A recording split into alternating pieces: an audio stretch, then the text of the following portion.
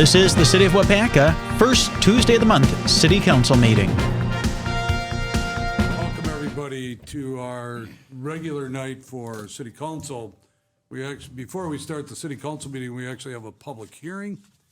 And this has to do with special assessments on public improvements within the City of Waupaca.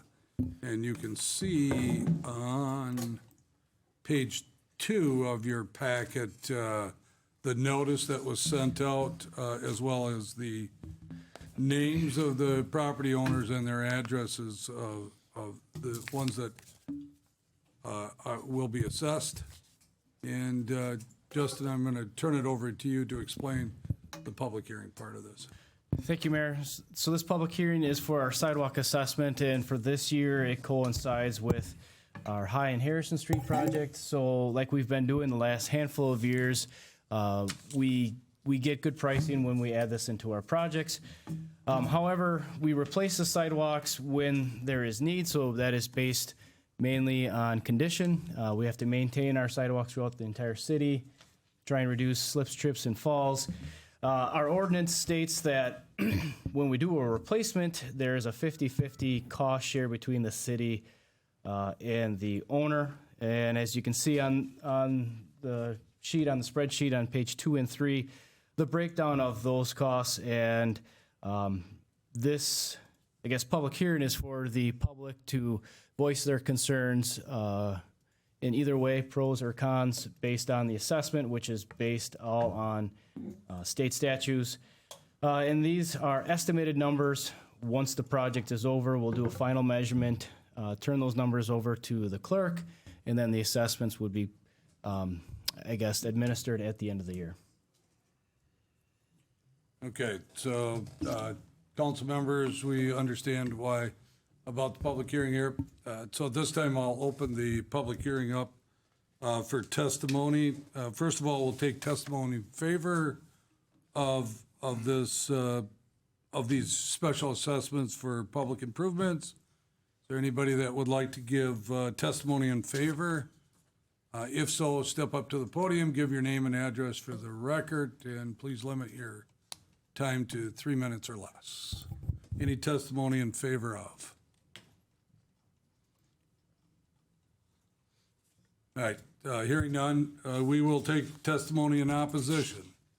Anybody that'd like to give testimony in opposition, please, again, step up to the podium, give your name and address for the record, and limit your discussion to 3 minutes or less. Anybody that would like to give testimony in opposition?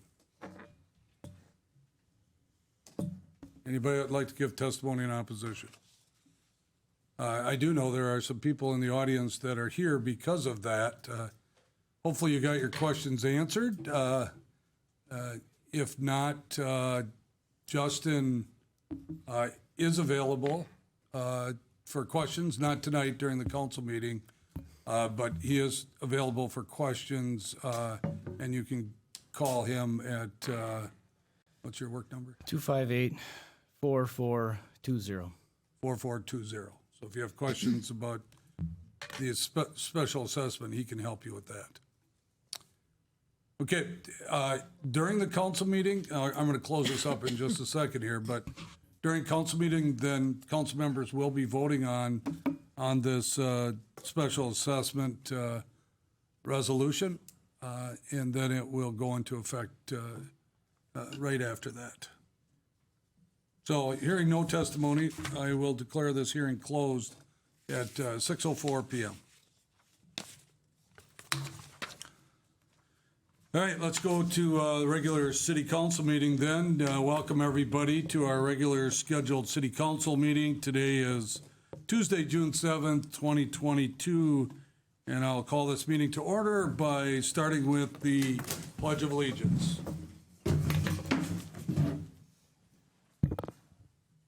Pledge allegiance to the flag of the United States of America, to the republic for which it stands, one nation, under God, indivisible, with liberty and justice for all.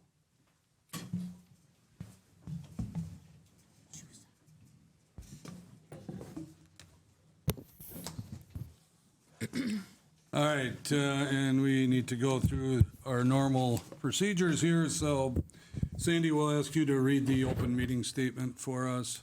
This meeting and all meetings of the Common Council are open to the public. Proper notice has been posted and given to the media in accordance with Wisconsin state statutes, so the citizens may be aware of the time, place, and agenda of this meeting. And Sandy, also take roll for us. Brian Smith, Here. Colin Dykstra, Here. Lori Chestnut, Here. Paul Hagan, Here. Henry Bellicker, Scott Pruchatsky, Here. Dave Peterson, Here. Paul Mayo, Here. Dimitri Martin, Here. Mary Fair, Here. and Eric Olson. Here. 9 present, we have a quorum. All right, and Sandy, do you want to start the recognition of staff? I'm Sandy Stibbs, the city clerk. Aaron Jensen, City Administrator. Kathy Kaza, Finance Director. Sue Abrahamson, Intern Library Director. Jared Rakeu, Community and Economic Development Director. Stephanie Reif, Assistant Finance Director. Justin Behrens, Director of Public Works. Andrew Whitman, Park and Rec Director. Wes Zuby, Waupaca Police Department. Wes, thanks for coming tonight for the chief. And then also Josh Warner is with us tonight. He's just back in the studio. All right, next up, we have the consent agenda. These are items that we take with one motion, unless you want to see one of those items moved to the regular agenda. Council, this is your opportunity at this time. If you want to talk about one specific item on the consent agenda, you can request that it be moved to the regular agenda and we would discuss and vote on that separately. If you're okay with the consent agenda, we'd be just looking for a motion to approve. Move to approve. Second. Motion by Martin, second by Chestnut, that we approve the consent agenda as printed. All in favor signify by saying aye. Aye. Against, say no. Motion carried. Regular agenda, your regular agenda was sent out to you. It's on the website, and you do have that in front of you. Again, we would be looking for a motion to approve the regular agenda as printed. So move. Second. Motion by Peterson, second by Olson, that we approve the regular agenda as printed. Any discussion? All in favor signify by saying aye. Aye. Against, say no. Motion carried. All right, under announcements and correspondence, Andrew, you have an introduction for us tonight. Absolutely. So I'm excited to introduce our new recreation program supervisor tonight. She is back here. Her name is Leslie Beiersdorf. She was one that applied and definitely was one of our top choices all the way through. She comes to us with experience in both some programming and some leading of programs, but also she comes with experience as far as like customer service, which is very important to us in the Park and Rec department, and some leadership in the military and a lot of good things. So we're excited to have her. I've seen her working already for a couple of weeks, and I'm very impressed, and she's doing a really good job picking up a lot of things in what many know is our busiest time of the year. So June is our busiest month by far, and she's keeping up and doing a very good job. So I'll let her speak for a few minutes and introduce herself, and then she's got to go to Swan because she, of course, has things to do for Park and Rec on a Tuesday night. Thank you for having me here. I appreciate the opportunity to serve the city of Waupaca. My name is Leslie Beiersdorf. We've lived here in Waupaca for 6 years. Before that, Shauna was our home. I grew up in Mercer, Wisconsin, went to school up in Marquette, Michigan. I have a degree in health and wellness from Northern Michigan University. Hey. Excellent. Yes, great school up there. And then I met my husband in the military. I was in the Army National Guard for 7 years as an engineer. Equipment operator is what I did. Excavator was my favorite piece of equipment. And met my husband.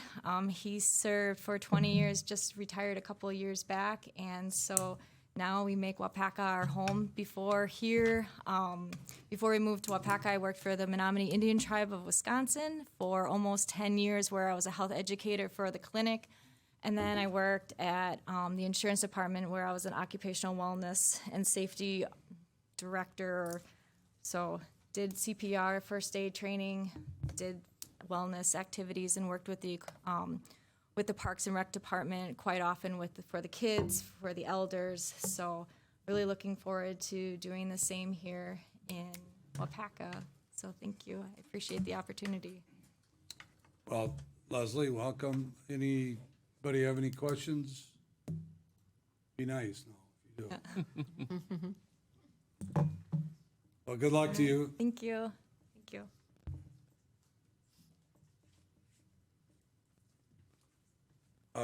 I'm sorry, only because he's sitting in the audience, but our FBO for the Waupaca Airport is also with us tonight, Matt Klatt. I think most of you have already met him, but I just want you to be aware that he is here with us tonight also. All right, next up is public input. These are this time is for non-agenda items. If you would like to speak to the council about an item that's not on the agenda, please step up to the podium, give your name and address for the record, and tell us what you have to say. Anybody that would like to give us public input? All right, let's go on to unfinished business. We have an ordinance, and it's its second reading, and has to do with zoning change on some Godfrey Drive properties. So, Jared, I'll turn it over to you. Thank you very much, Mayor. So this agenda item starts on page 69 of your packet. Ordinance 1122 is looking at a group rezone for some parcels out in the River North neighborhood area, just on the fringe of where we're looking at putting some residential. Again, keeping this relatively short as had presented it last time, just after going through this residential kind of planning, it was realized that a lot of these parcels were improperly zoned for the current uses that are on them. So city felt necessary to move forward, contacting these property owners, educating them on what the issue was that we had found, and then working with them to correct the issue so that they can be in compliance and continue their business without any hiccups in the future. So essentially that is what this is. Couple of the parcels going to a B3 zoning, one parcel going to a B4, and then two parcels owned by the city going to a resource conservation, and those are part of the natural area to the south along the Waupaca River. Happy to take any questions if any have come up. I have not heard any public comment or anything of these since our last meeting.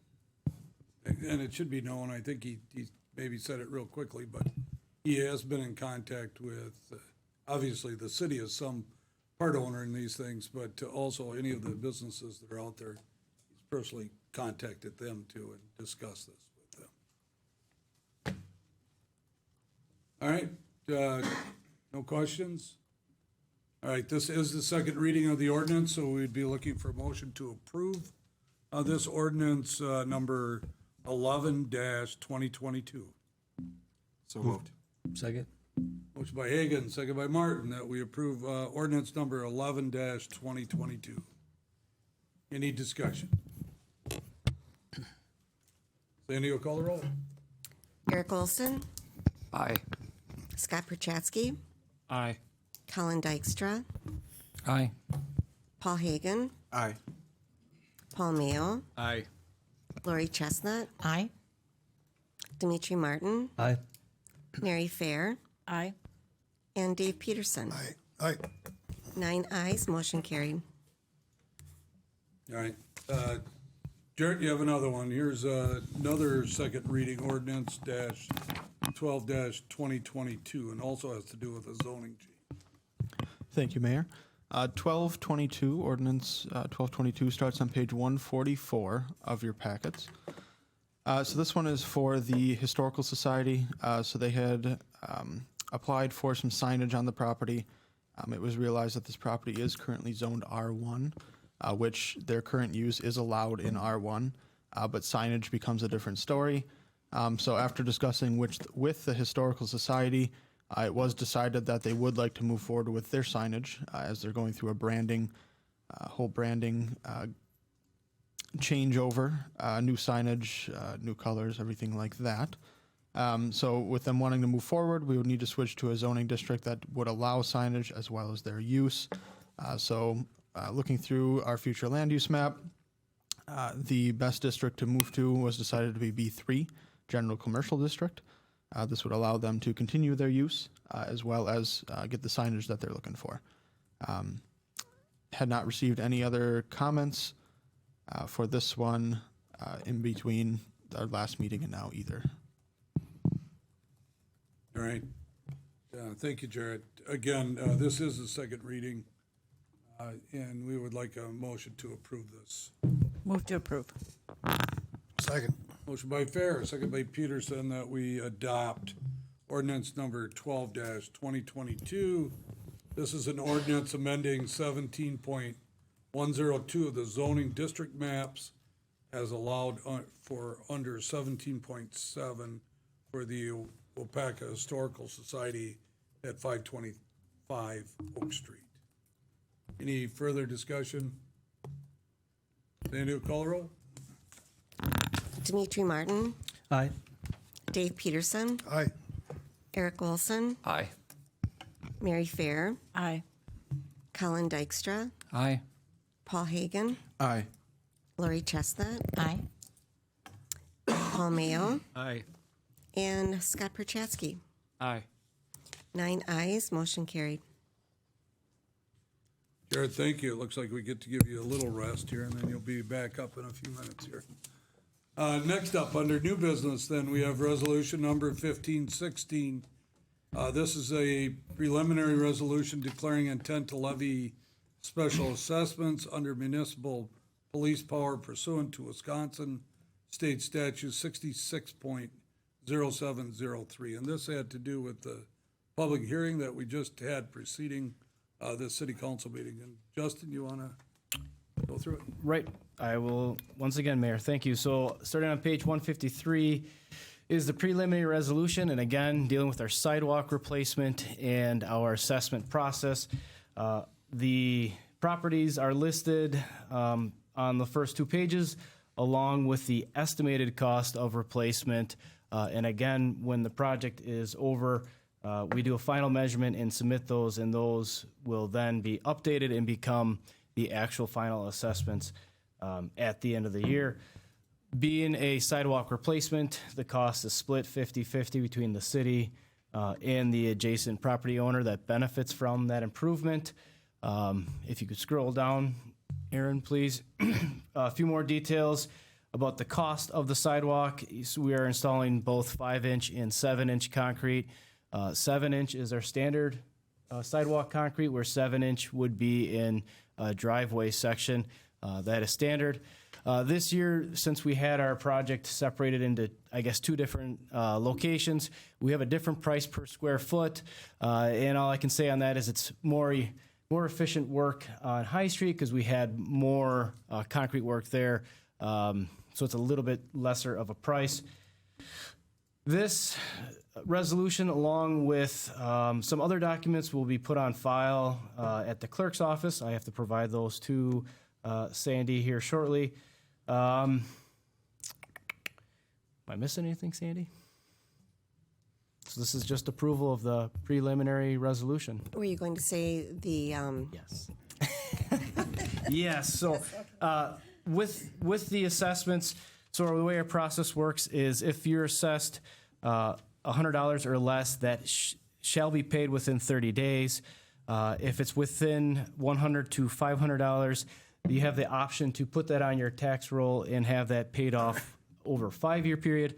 And if it's greater than $500, then again, you have the option to put it on your tax roll and pay that off over 8-year installments. Okay. Anybody have any questions on this? Again, at the public hearing, we did have any comments at the public hearing. So we'd be looking for a motion to approve resolution number 1516. So move. Second. Motion by Chestnut, second by Hagan, that we approve resolution number 1516. Any discussion?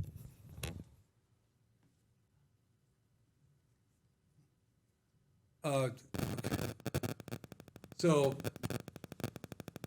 usually we don't take comments from the public, but if you'd like to ask a question, just step up, because we are on TV, radio, Facebook, TikTok. Just introduce yourself, please. I'm Mary Kay Hardwick.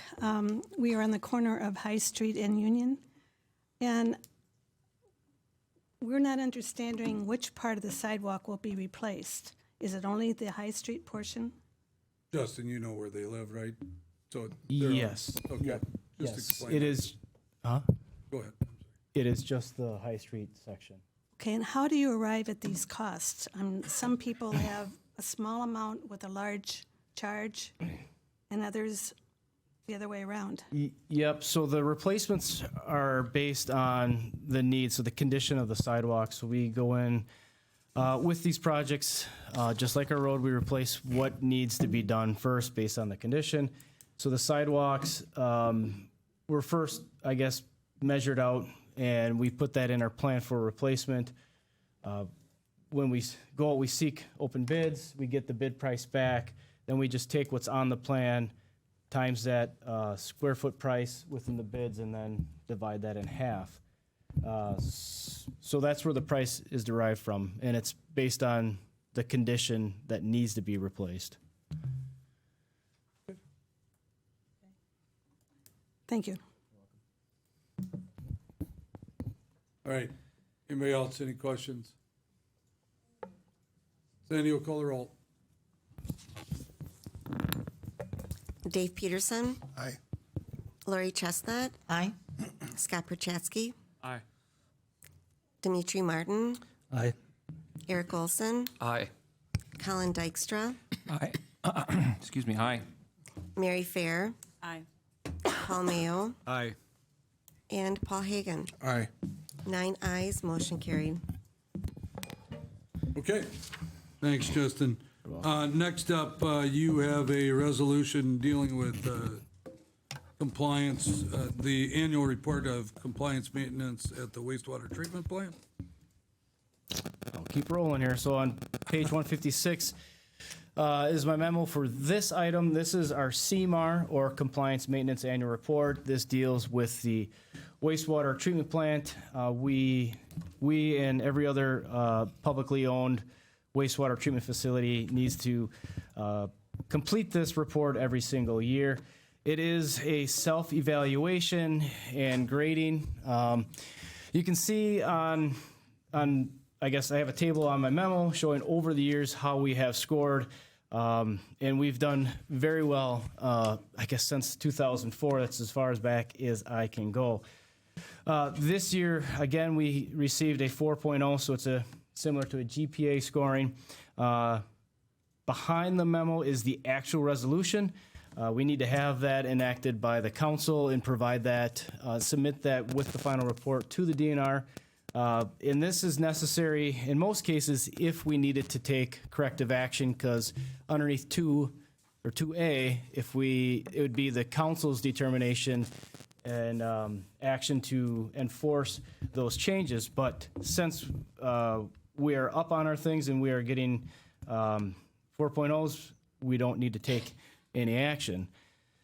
The report itself is following that resolution from page 158 through 184.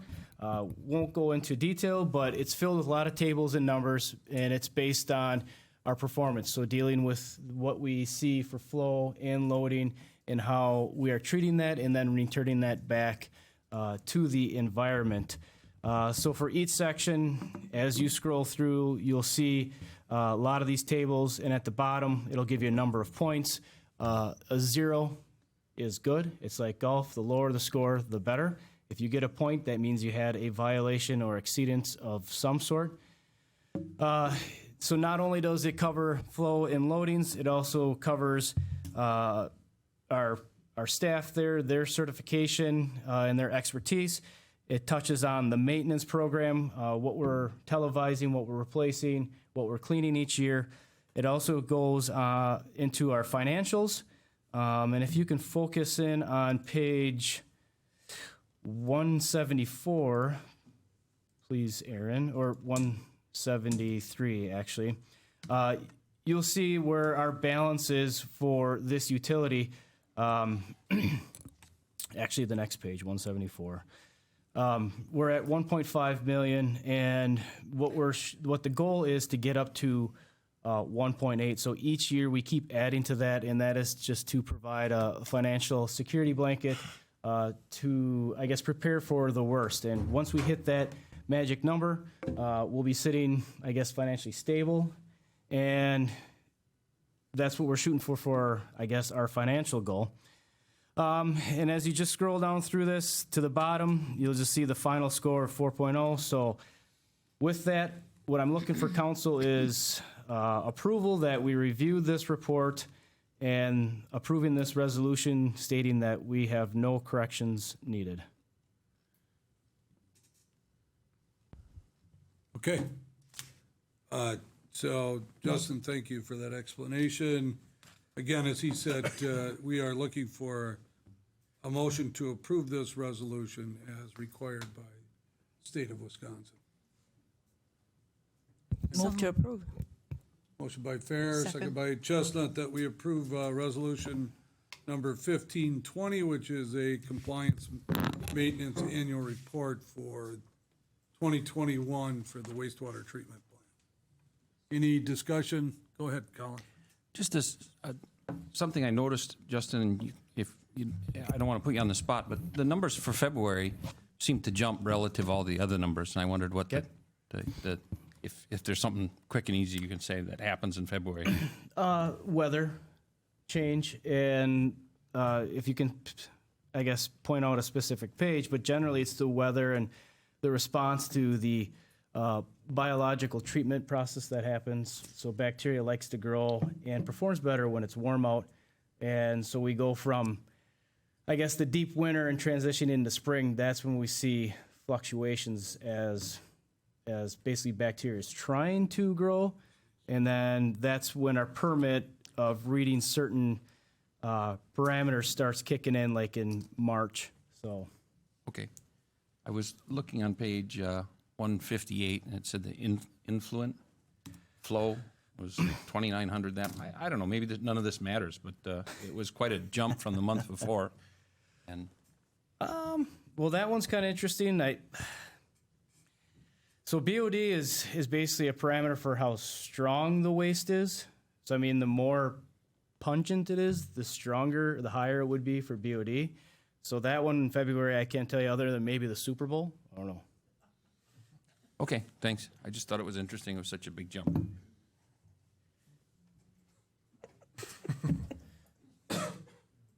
What? They pay me? Anyway, sorry to No, waste it's your time. okay, Colin. Thank you. Just soaking that. That was, yeah. Everybody's thinking, where was I during the Super Bowl? Out of town.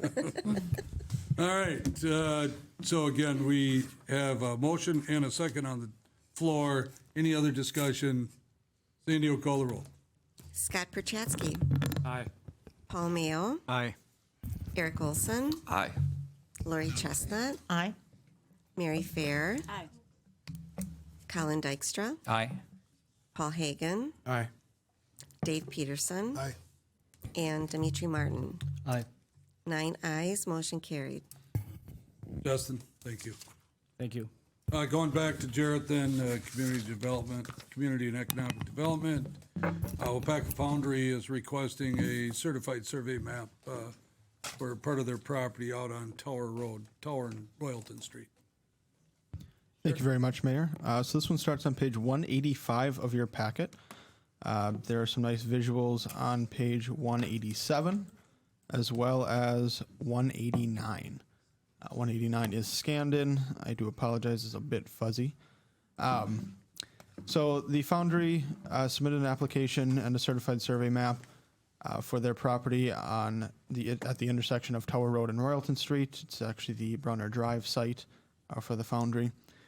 So they are looking to section off approximately 3.789 acres at that intersection The intention of this newly created parcel would be for potential housing development.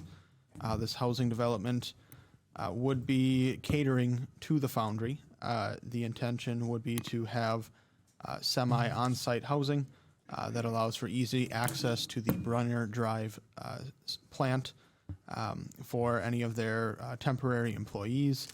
It also kind of just assists them in managing those employees in one single area instead of having them scattered in motels throughout the city as well as in other surrounding cities.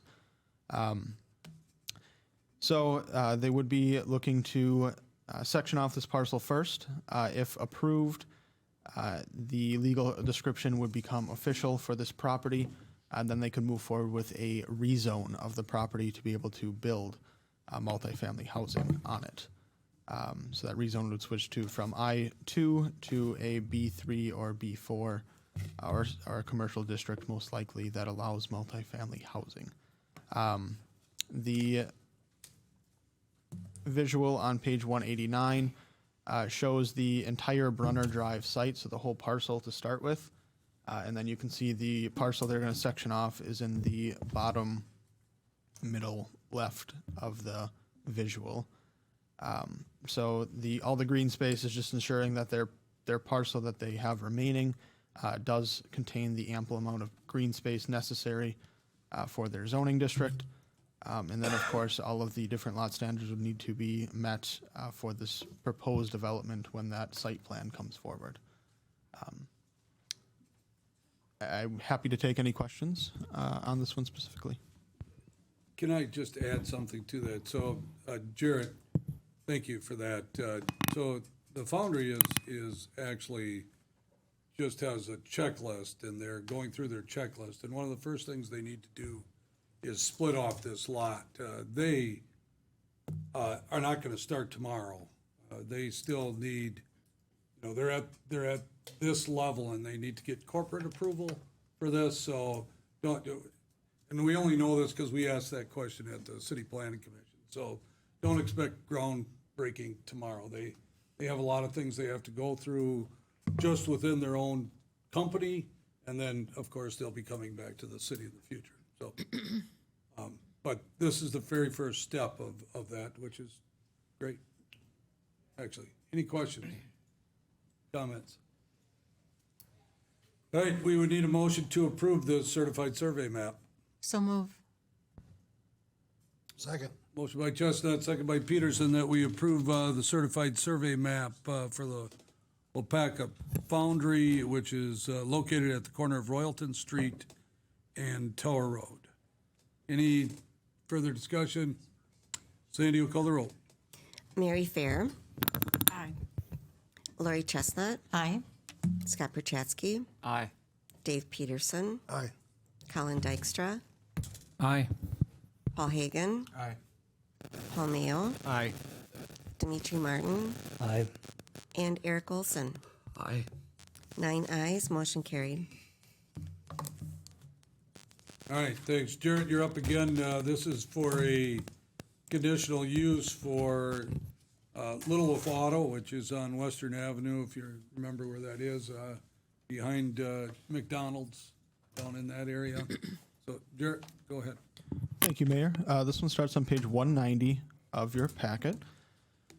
So this one is more of a cleanup. So I, as I previously had probably mentioned, some state standards had changed, some state requirements for special uses and conditional uses, essentially combining the two, but only keeping the conditional use requirements and the restrictions. So really anytime a conditional use comes forward, if there are any conditions that were placed in the special use that can't be placed in the conditional use, we need to re-go through the conditional use process just because it's not technically legal if we're, just upholding it and moving through it. So this is more of a cleanup, switching that special use to a conditional use. They did have a special use when they came through and originally built this structure and started this use. So they're coming through for a quote-unquote amendment to their conditional use. They are looking at adding 2 additional bays onto their current already established use. There are some visuals as you move down. It appears they already have approximately 6 bays currently using, and then they're looking to add those 2 more. In the Plan Commission meeting, they did state that these 2 more are to accommodate the electric vehicles that are becoming more popular. They just want to make sure they have an ample amount of space and the right equipment within their building to handle those types of vehicles and maintenance them. So that is about it for this one. Happy to take any questions.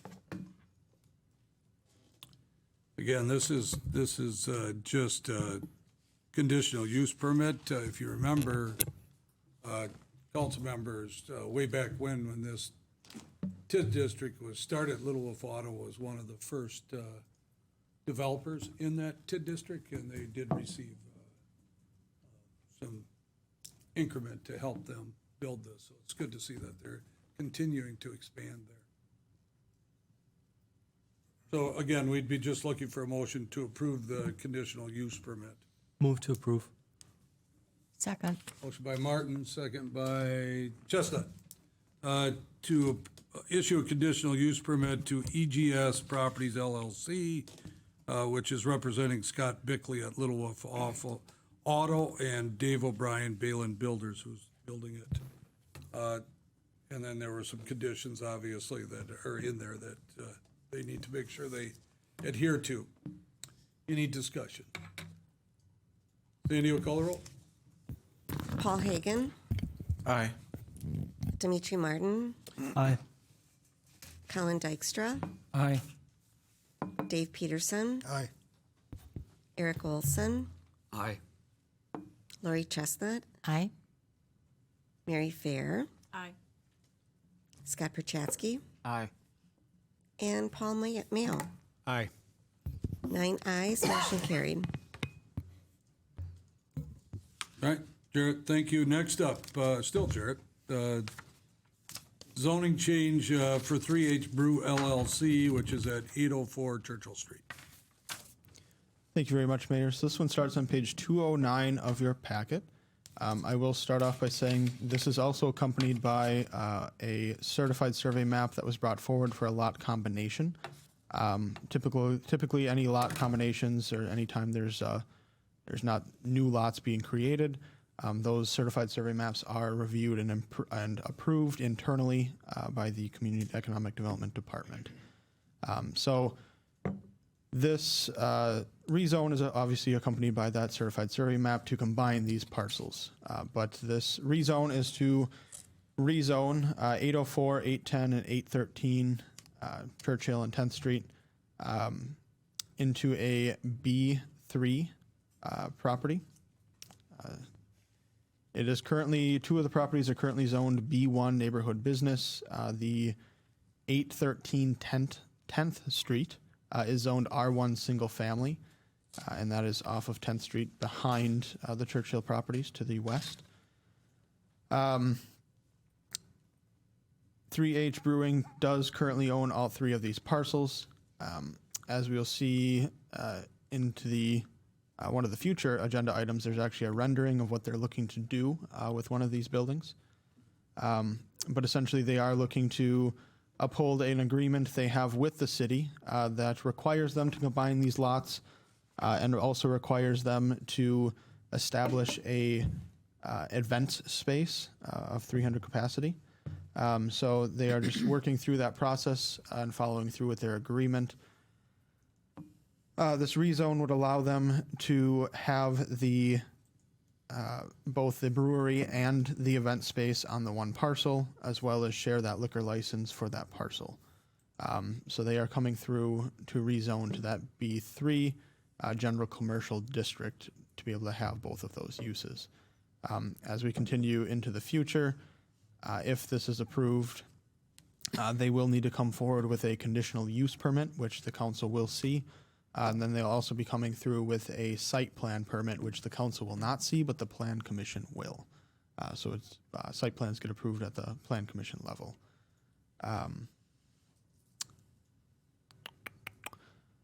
The certified survey map that I did mention is on page 217. If you'd like to view it, again, that would be approved internally.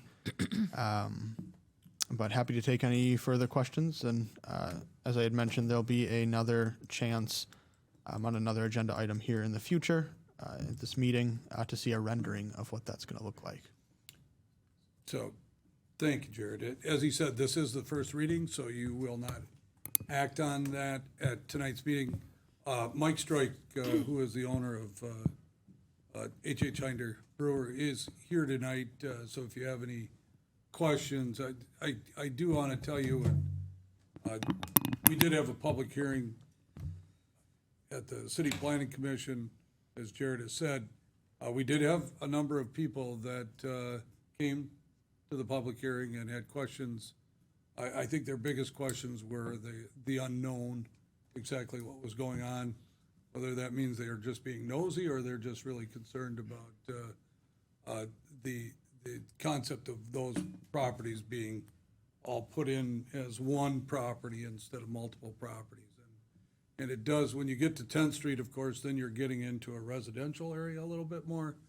So their concerns are probably valid, although I think they'll see as we go further on, they'll see what that project looks like. Tonight, the only thing we're really talking about tonight really is the combining of those three lots, right? Yep, and then I'd make the, looking at a lot of those concerns that were expressed, the noise, the parking, a lot of that will be taken care of in the site plan process, just not in the rezone, so. So we okay. Thank you, Jared. So that's the first reading. Anybody else, any comments? Thanks, Jared, on that. This also has to do with 3H Brew LLC, or better known as H.H. Hinder Brewing. This has to do with license report number 1580, which is their liquor license. And Aaron, you're gonna take that one. Yeah, thank you, Mayor Smith. So my memo starts on page 221 of your packet, council members. And this was actually derived from a conversation that Mike, Mr. Stroik, and I had a couple weeks ago, maybe even a couple months ago. And we have a current agreement, as stated in this memo, that was put together when they originally applied for the reserve liquor license. So the reserve Class B liquor license is a kind of an above quota liquor license that we get, but it costs that individual or that organization applying $10,000. There was an agreement or a memorandum of understanding that was signed into between H.H. Hinder and the city at that time that gave a timeline for the development of the property right next to the current brewery, which is 810 Churchill Street. We actually brought that agreement back to council. We amended it not too long ago due to COVID and the impacts of COVID on businesses, much like H.H. Hinder. When we talked recently, Mike and I, now we have different challenges, and everyone is seeing them, and it's the increasing and rising cost of materials and how that's impacting projects like this. So Mike didn't actually request the transfer of the 10,000 from this liquor license from the 10,000 reserve liquor license to one of our regular quoted ones. That was something that staff had talked about internally because we have an open one. We also felt that there was an opportunity to open up that $10,000 reserve license and have that as an opportunity for the city if someone felt that they had a project that they wanted to go after that reserve license. So we reapproached Mike at the time and said, what do you think about transferring that from the reserve liquor license to the one of ours that is available? He already had an application in anyways. We're redoing those licenses later in the meeting. We're renewing them. And that's really what we're looking to do here. So with that comes the dissolvement of that memorandum of understanding. Now, H.H. Hinder's made considerable progress towards that. As you just saw at the last action item, they're combining the lots, which was one of the things that was outlined in that agreement. They've done a roof project. They've painted. I'm sure some of you have seen the visible improvements. They've purchased another property to help with parking impacts in that area. So I think they've shown that they're moving in the direction that everyone had thought, and this kind of just takes it out of all these unknowns that we don't have to keep coming back to council, and we don't have to continue to put time into amending this timeline. So we just felt like as staff that this was the best route to go. I'm going to pull up kind of a rendering. I'll zoom out here a little bit. Mike provided this to us, and it's in your packet on page 225. This is just kind of they have worked through plans and obviously renderings on what that event space may look like. So this is just gives you a visual and an idea. So with that, it would be our recommendation to approve H.H. Hinder. Hold on, let me get the right wording.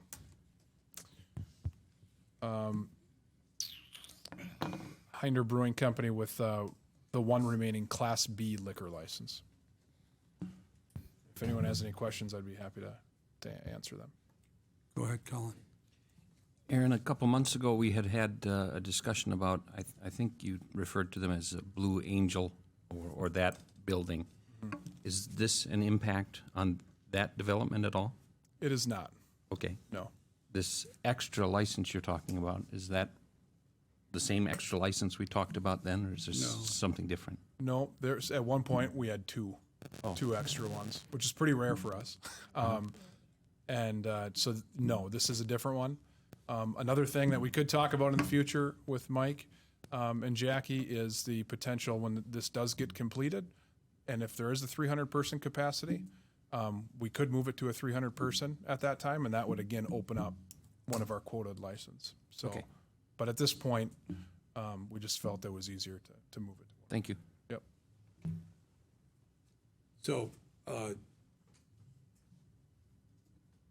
everybody understands what we're doing here tonight.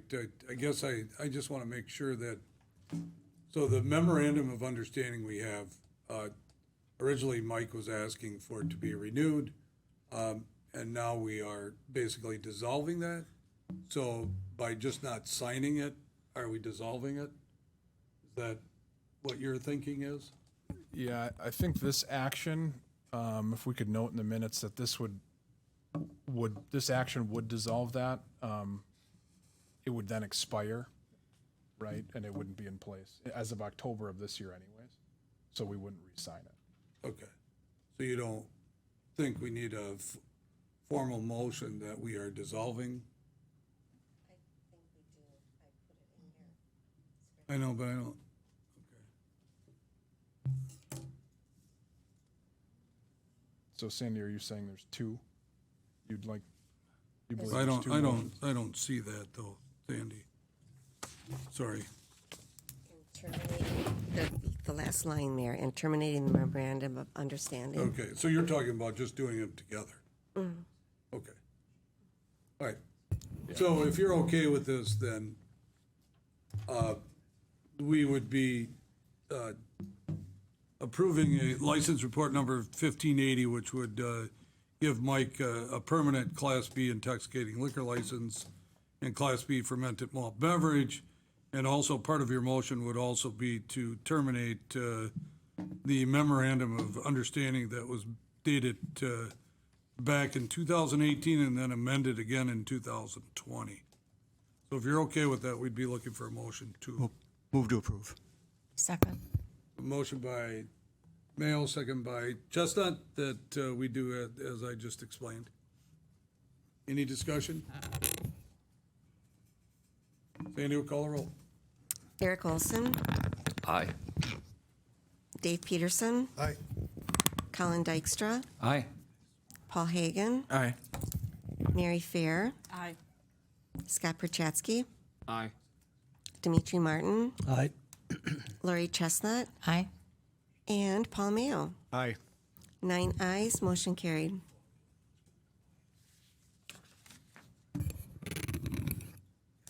Thank you, Eric. Sandy, thank you. Mike, thank you. Resolution number 1518. This is a resolution considering the discontinuation of a street located in the city of Waupaca. Back to Justin. I can take this one, Mayor, if you're all right with that. Sorry, Aaron, or Justin. So this is A resolution to vacate a part of North Main Street. Actually, if you remember, a while back, we entered into a development agreement with Danes Hall to redevelop this area into a plaza that would include ADA accessible ramps, access to the north part of Rasmussen Park, a seating area that would be utilized by Danes Hall for their activities. And kind of just a beautification project at the end of North Main Street that we felt like would tie together a lot of the things that have already happened on Main Street. So as a part of that agreement, Danes Hall was to take all of the responsibility and the costs associated with defining the area to be vacated, and that's what we're doing today. So right now on your screen and on page 228 of your packet, you'll see the survey that defines the area. This is something that they worked with the city on, got input from Justin Behrens, our Public Works Director, and actually made a revision to meet those requests. And this is just the first step of the process. So this is the beginning of the vacation process. There will be, I believe, 3 notices in the paper. We'll have another resolution at a plan commission meeting July 18th. And then this will come back as far as turning this area over to the Danes Hall from a property ownership standpoint at the July 19th meeting. And a public hearing. So this is the beginning of that vacation process to meet the development agreement that we've entered into with the Danes Hall. All right, so everybody understands we're starting the process of vacating a parcel of North Main Street up by Rasmussen Park. So we need a motion to approve. So move. Second. Moved by Peterson, second by Hagan, that we approve resolution number 1518. Discussion? Sandy, will call the roll. Colin Dykstra, Aye. Lori Chestnut, Aye. Paul Hagan, Aye. Scott Perchatsky, Aye. Dave Peterson, Aye. Paul Mayo, Aye. Dimitri Martin, Aye. Mary Fair, Aye. and Eric Olson. Aye. 9 ayes, motion carried. On the, nothing to do with this discontinuation, but if you haven't had an opportunity to drive by or walk by Rasmussen Park, the gardeners have been working very hard. It looks wonderful down there. That's basically with all volunteer work. So it's really cool to see if you haven't had a chance to look at it. All right, that's one last thing I have to do at the mayor's part of the meeting. Next up, we have a contract with HDG and Cedar Corp. And Aaron, this is you also. Thank you, Mayor Smith. This is a memo on page 232 of your packet, and this is really just a simple cleanup. So Hoffman Development Group, LLC, is a partnership between Hoffman Design and Build, Hoffman Construction, and then Cedar Prize. On the original agreement, really Cedar Prize was left out. It's been a request from the president of Cedar Prize to get added to the original agreement.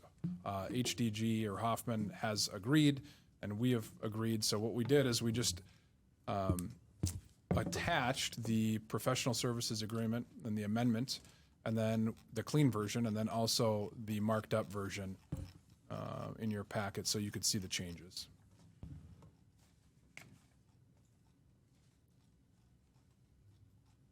So we would be looking to approve the amendment to amendment number 1 of the Master Development and Professional Services Agreement between the City of Waupaca, Hoffman Development Group, LLC, and Cedar Prize, LLC. If you have any questions, I'd be happy to answer them. All right, so you understand what we're doing here. Colin, go ahead. Wasn't the housing and commercial market study paid for by Hoffman? Heading number 1 says that Waupaca will pay for a housing and commercial market study.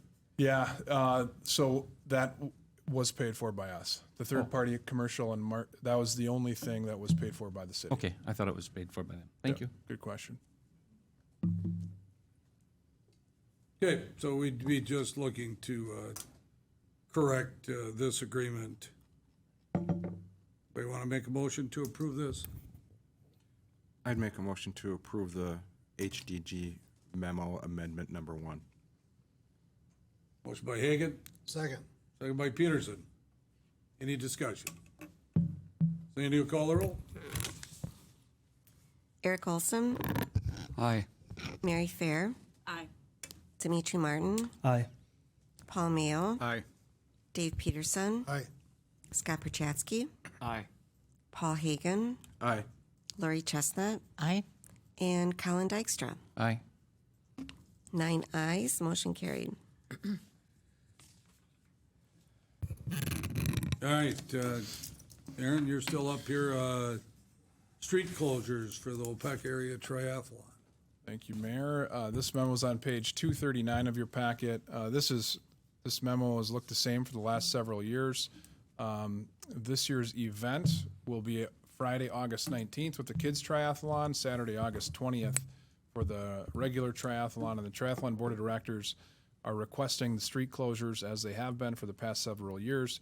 You can see kind of, I don't need to, unless you guys would like me to, but they're mentioned in the memo, the sections of street that will be closed, and then they're also referenced in the attached maps of both the short course and the long course. Of course, we're just taking care of the city street closures today. We have already submitted to the DOT and the county to help us with county street closures, and those have been approved. You're looking for a motion to approve these as presented. So move. Motion by Chestnut, second by, Martin, that we approve the street closures that are listed for the Waupaca area triathlon, which is to be held on August 19th and 20th. Any discussion? Sandy will call the roll. Scott Perchatsky, Aye. Paul Mayo, Aye. Lori Chestnut, Aye. Eric Olson, Aye. Paul Hagan, Aye.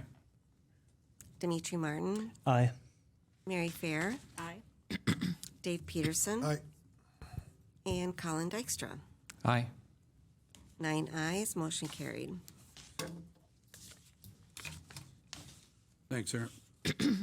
Next up, we have a request from Matt Klatt, our airport manager, to allow airplane camping at the Waupaca Municipal Airport. Excuse me. Paul, you want to? Sure. Okay. Matt, if you want to come to the podium. So the airport board thought that it would be a good idea to allow for camping during specific events so that we can be competitive with other airports. This is not for members of the public. It's not for people to bring in RVs or any other implements like that. Strictly to have a tent below the wing of your aircraft within the footprint of your aircraft. And there are specific rules that mirror other particular airports that have this type of camping available. Matt, if there's anything else that you wish to add to that. No, with the transition of Appleton to an international airport and the TSA requirements, they now don't allow camping, so the need is there. And with our proximity, it's a nice niche to fill. So the demand has been there for years, so I'm just looking to fill it. So the airport board did approve this? Okay, and so when they stay at the airport, thank you, Paul. Sure. Matt, just a question, Matt. So when they stay at the airport, do they rent a place when they fly into Waupaca Airport? They will pay for the quote campsite that their aircraft will sit on, and we have an area already set aside that can accommodate 24 aircraft. And we will also get 2 more porta potties for that area. And the cost that we've looked at takes into account the porta potties and the, call it, strain on our system at the airport with our holding tank and such. So looking at all the factors, it's a way to make some money and provide the service that's needed. So. And so you talked about multiple events, but this year you're just really talking about the EAA. Yeah, basically Yes. it's just the first year is to just get our feet wet with the intention of perhaps in years coming to have this type of camping at other events pending the approval of the airport board. But right now, it's just for. Jared, you don't see any issues with? No, I don't. Actually, Matt had brought this idea forward when we were talking initially when him and Brittany first came on board. I'm fully on board with it. I think it's a great opportunity to expose our airport to individuals that maybe wouldn't necessarily stop. So. Okay, thanks. Anybody else? I have a question. How will that impact other people coming in and out of the airport? So that space used to be reserved for the group called Cherokees to Oshkosh, and they have since moved to Mosinee. So other than some overflow parking, it's basically the excavated foundations where future hangars were to be developed. So it's actually just an area that just gets mowed and is unused 99% of the year. Okay. Thank you. Okay, anybody else? Paul, you want to make that? Absolutely. I would make a motion to approve airport camping at as described at the Waupaca Airport. Second. Yeah, we got a motion by Hagan, second by Perchatsky, that we allow airplane camping at Waupaca Municipal Airport during the EAA week. Any discussion? Sandy will call the roll. Paul Hagan, Aye. Dave Peterson, Aye. Scott Perchatsky, Aye. Lori Chestnut, Aye. Paul Mayo, Aye. Mary Fair, Aye. Colin Dykstra, Aye. Eric Olson, Aye. and Dimitri Martin. Aye. 9 ayes, motion carried.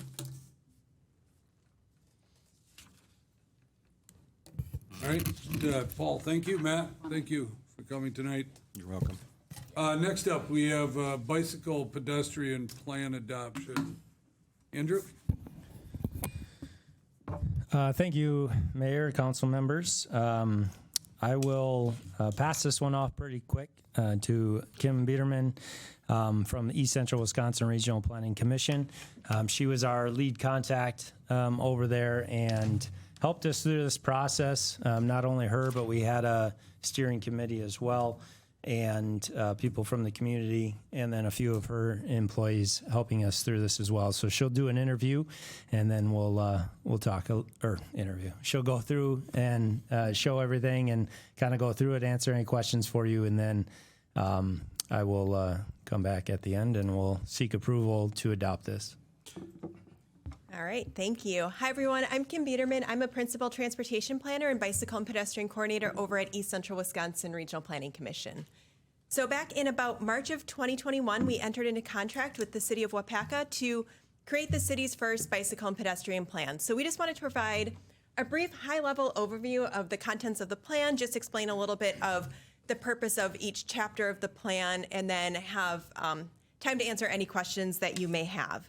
So the purpose of a bicycle and pedestrian plan is to create the framework and vision for supporting safer bicycle and pedestrian infrastructure and then complementary activities and programs throughout a municipality. In this case, it would be the city of Waupaca. So we worked with this plan through a public survey. We reviewed current current conditions and planning efforts. We had 4 meetings with that stakeholder committee that Andrew had mentioned, and that was really various community representatives who participated in those meetings. And we had occasional meetings with city staff, and then a draft plan was ultimately created. So this plan does consist of 6 chapters, and just wanted to take a chance to look at each chapter, once again, at a high-level overview. So chapter 1 is the introduction and really provides the background for why we do bicycle and pedestrian planning, and then talks about some of the various benefits associated with bicycle and pedestrian planning. So it talks about various economic impacts. We look at various health impacts along with the environmental impacts of bicycle and pedestrian planning.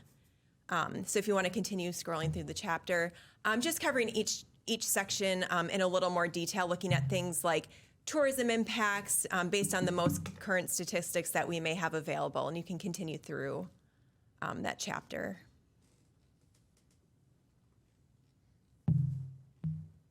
And then we'll move into chapter 2. Oh, and I apologize too. Chapter 1 does set forth the key definitions of this. So when we talk about bicycling and walking, these are all-encompassing terms. These are meant to be exclusive.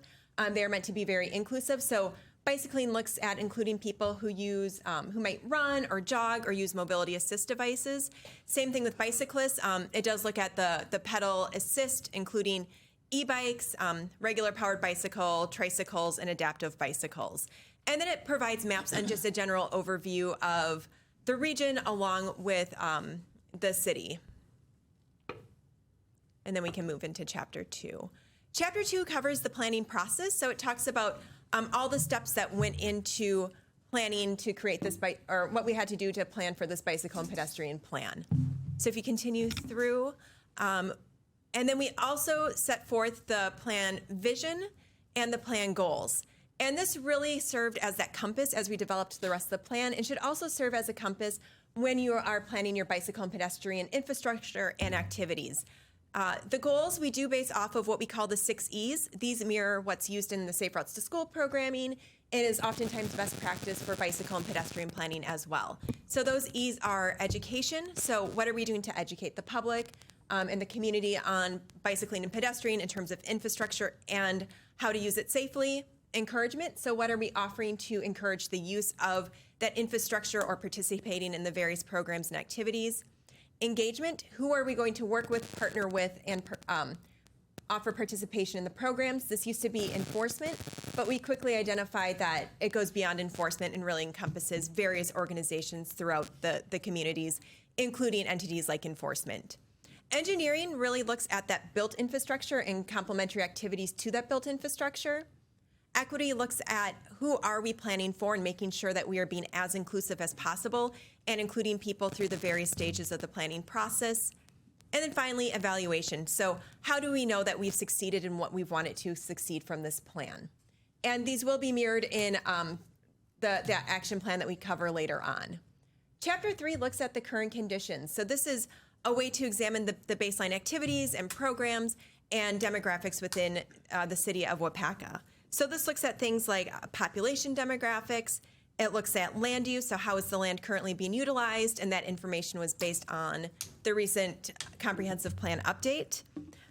We look at who has access to an automobile. We know that roughly about a third of the population does not drive, so who has access to vehicles?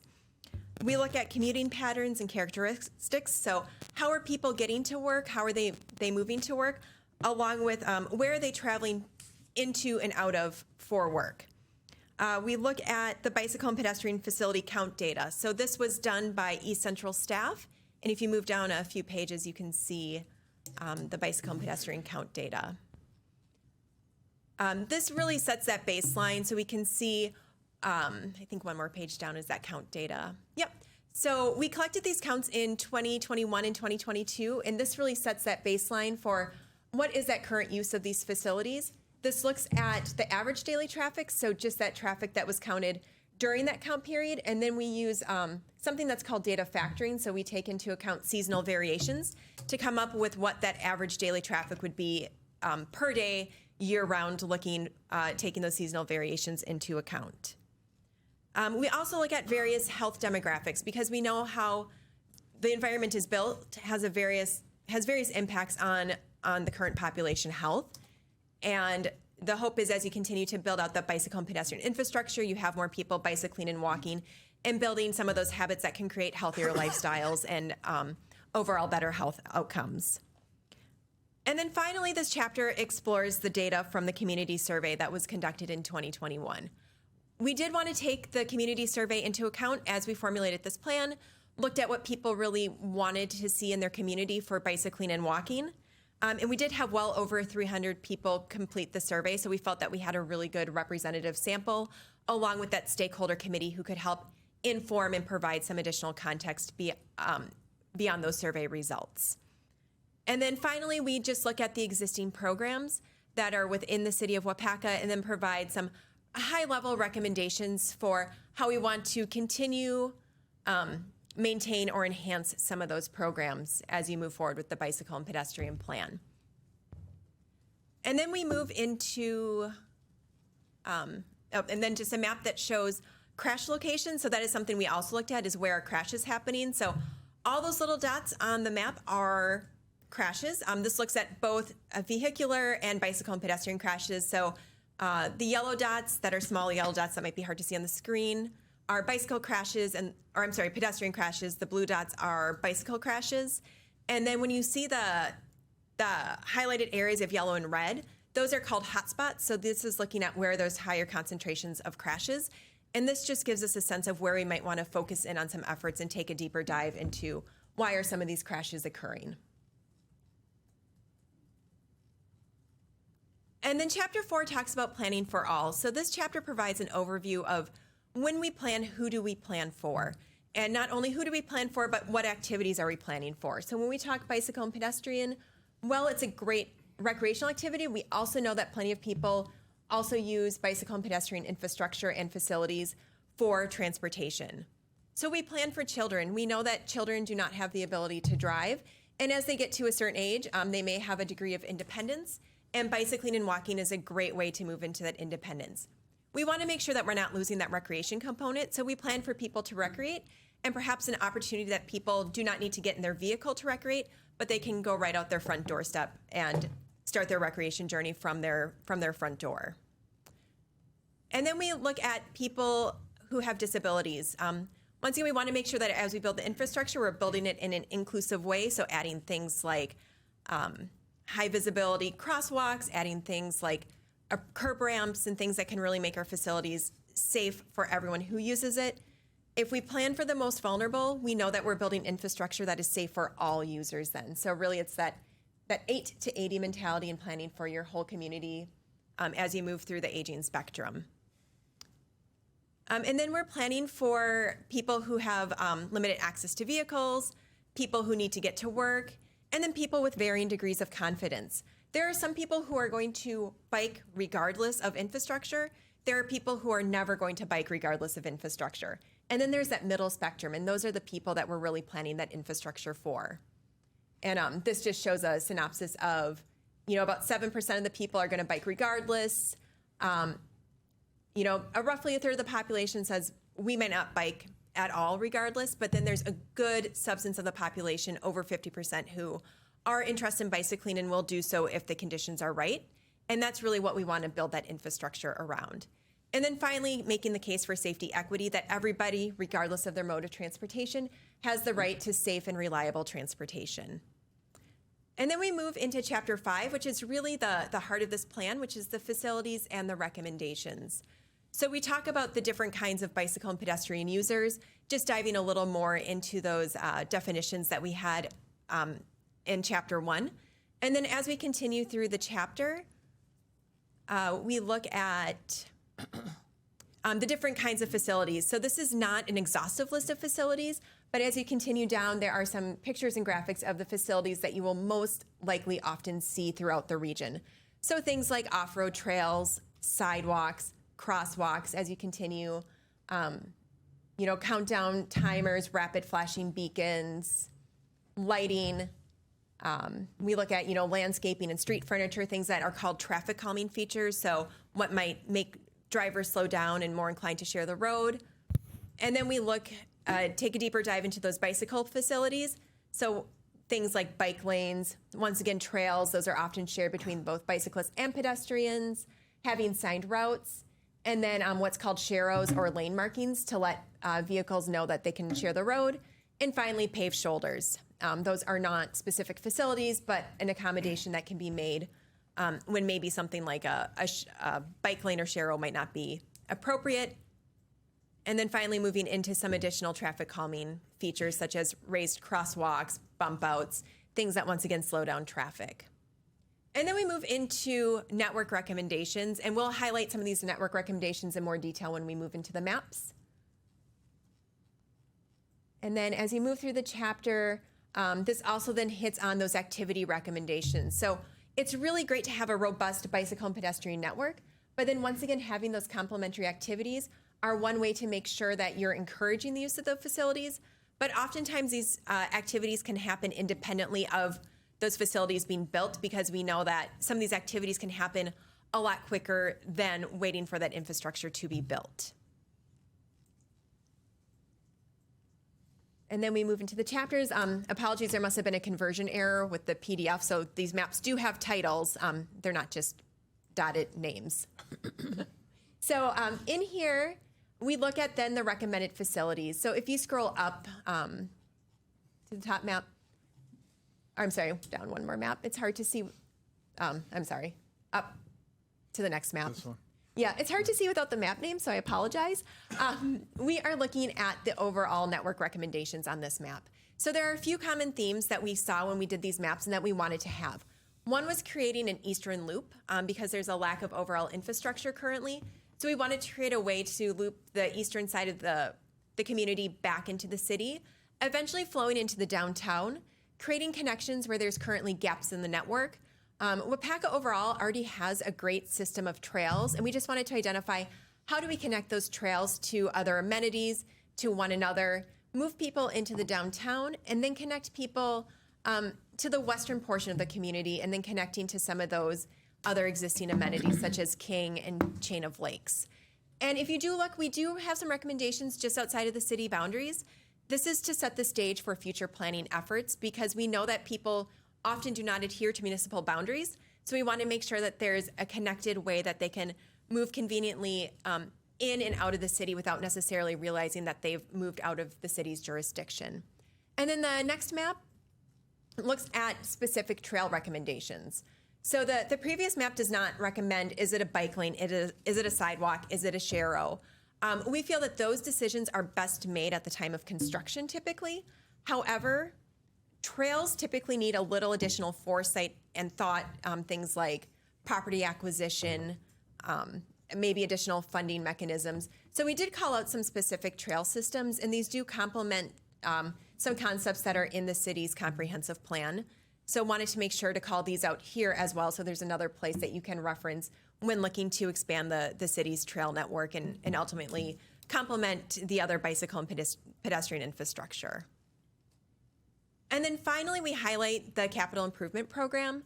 What we wanted to show is where there might be some overlap between what's happening with street projects in the municipality and where it might overlap with some recommendations in the bicycle and pedestrian plan. Once again, to serve as a guide that as you do those infrastructure improvements, what sorts of other improvements would you want to make for bicyclists and pedestrians? And then finally, moving on to Chapter 6. This is hoping to move the plan off the shelf and to make sure that you can implement the plan. So this first highlights those non-infrastructure recommendations and provides a general time frame for accomplishing these activities along with responsibilities of who may deliver these activities. You may note that these activities run on about a 5-year time frame. That's because these are things that we feel could be accomplished within the next 5 years, with an eventual recommendation that this plan should at least be re-examined and potentially updated in that 5-year time frame. These are independent of those infrastructure recommendations. We know that in all likelihood will take much longer to accomplish than a 5-year time span. But these activities, it provides a guiding point for what you might want to accomplish for the next 5 years.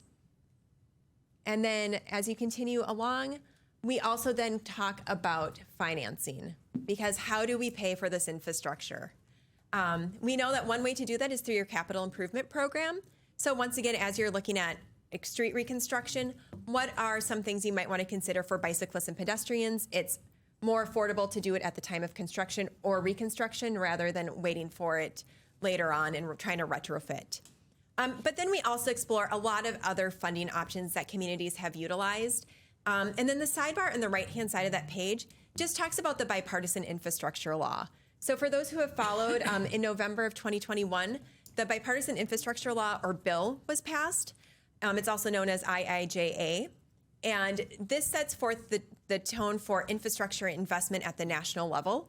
We are still working to better understand what these financing options are, what activities and programs there are, but we do know it's very robust in its historical levels of funding, especially for things like bicyclists and pedestrians, and then incorporating equity into that work. So East Central is trying to stay tuned with that, and as we get that information or funding opportunities, we will certainly let our communities know of those funding opportunities as well. And then just finally wrapping up the plan are just a few appendices, and those appendices cover the survey in a little more detail if you want to know what those survey results looked like at more of a synopsis overview. And then we have an appendix that's on hold that will cover the adoption process of this plan. And with that, that is the entire contents of the city's bicycle and pedestrian plan. It's really been a pleasure to work with the city on this. And at this point, we are happy to answer any questions you may have. Thank you. Kim, does anybody have any questions of Kim? No, well, she must have done a great job. Good Yeah. job. Kim, thank you for coming here tonight and taking the time to go over that with everyone. So what we're looking for tonight with this, so she also presented this to Park Board last Thursday, June 2nd, I believe it was. And they approved a recommendation to bring this to council for final adoption as the City of Waupaca's bicycle and pedestrian plan here moving forward. So what we're looking for tonight would be a recommendation to adopt this as the official City of Waupaca bicycle and pedestrian plan moving forward. Okay, so we are looking for a motion to adopt this plan. So move. Second. Motion by Chestnut, second by Martin to adopt this bicycle and pedestrian plan that was presented by East Central Wisconsin. Any further questions, comments?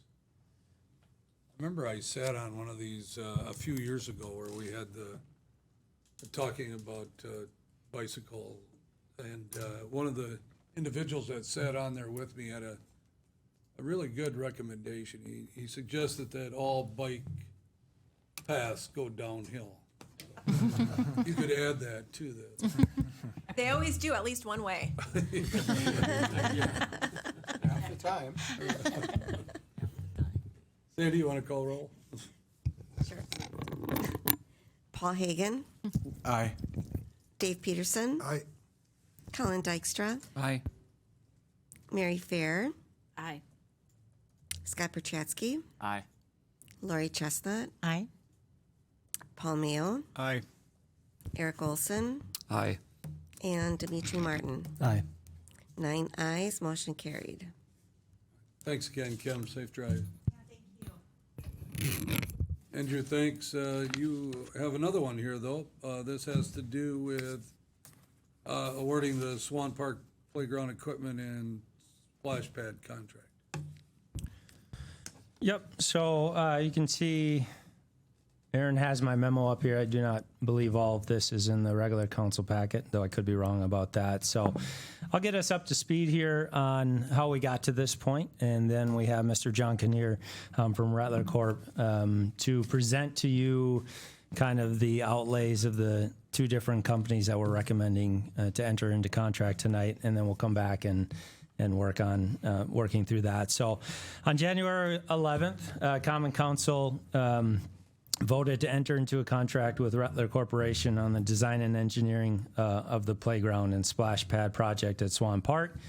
Part of that was to create the documents to send out to bid for construction of the splash pad, and then poured in place rubber servicing and playground equipment for these areas. So they were to take these bids, tabulate, and give a recommendation, and then move forward on that. On Thursday, March 24th, the Friends of Waupaca Parks Splash Pad Committee met with Rattler to go over what we were going to put in these bid documents. Were we going to look for a rocket ship design or, something like that? And as a committee and as a group, we kind of decided to shy away from that, because what does that mean in 20 years when the playground's still going? Does it have any meaning to the kids that are playing on it at that time? So we really wanted to focus on a couple things: bright colors, inclusivity, and equipment that can be manipulated so that, a kid can come back and do different things each time that they come there. And so that was part of what we, put into these documents, so that's kind of what you're going to see tonight, and the things that we chose to try to enter into contract and move forward with. So budget-wise, the budget was set with the splash pad at $355,000. That is everything, the concrete, the implements, all the connections and everything that's needed for that. And then for the playground, which is the playground equipment and the poured-in-place rubber surfacing, which is very important to that inclusivity, was set at $350,000.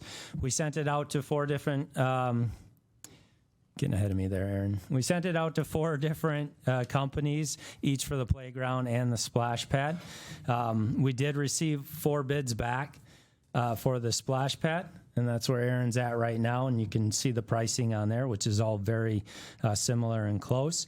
And we only received 1 back for the splash pad, and I'll let Mr. Kinnear talk on why maybe we only received 1 of those back, which is unfortunate for the other companies, because they could have really thrown out some nice stuff as well. So you can see the prices there. We'll talk about that a little bit more at the end. But for now, I want to invite Mr. Kinnear to come up and kind of talk to you about the inclusive nature of the 2 that we chose and the reasons that these are our top 2 choices to enter into a contract with. Yep. Well, thank you, Andrew. John Kinnear, president with Rattler Corporation, former planning commissioner here. It's great to be back. My pleasure to go through our plans. I'll just hit on that note with the splash pad vendors. Our master plan that you've all seen reflected some equipment that was very similar to the company that did bid. We're very confident the company that did bid on the splash pad is one of the highest qualified companies to provide. And you'll see when we go through the plan that was provided with the option plan that they provided with their bid, the high quality and the amount of equipment that we're getting. They both the playground and the splash pad vendors exceed the amount of equipment that we envisioned in our master plan, which is great. We set the budget on our procurements to hit the budget. These are the most fluctuating elements that we have along with the building. We wanted to get these prices in early through procurement packages and set the big ticket items of the budget in stone here before we move forward. Also, we have to coordinate final design with the selected contractors. We're out to bid right now for contracts A and B, which is all the site and utility work, contract A, and contract B, the building and site electrical. So there's a lot of coordination. We need our vendors on board to proceed with final coordination of the contracts moving forward. So with that, I'll get into the commercial recreation specialist proposal that they sent us with Vortex Products. That's a renowned product. We just did a startup with this product over in the village of Plover with this Vortex equipment through commercial recreation. They just started that equipment up, and that facility will be up and running very soon. So if we get through, a lot of this is just about them, a few case examples. This image here shows the proposal that was provided. Their first option, they did provide 2 options. They were invited to provide up to 3 or more if they desired. This option 1 is the splash pad area that will be just north of the new building, which is just east of the existing pavilion in Swan Park, south of the parking lot. So this will be a focal point, a main feature, emphasizing inclusivity and inclusive play for all age levels and all abilities. So as we move from the back of the splash pad to the front, we go from a more active, adventurous user group where we have a bucket dump, we have some larger sprayers, a little bit more water, some larger spinning features. We move then into more of a family arrangement of elements where interactive with parents and children, There's interactive elements that the users of the splash pad can manipulate to change the water flow. There isn't any real spray features where kids can control spray and get and direct that toward other users of the park. We emphasize that we don't want it to be like that. We want it to be inclusive and fun, not combative area. As we move forward into the front, that's more of our toddler, inclusive, and interactive area.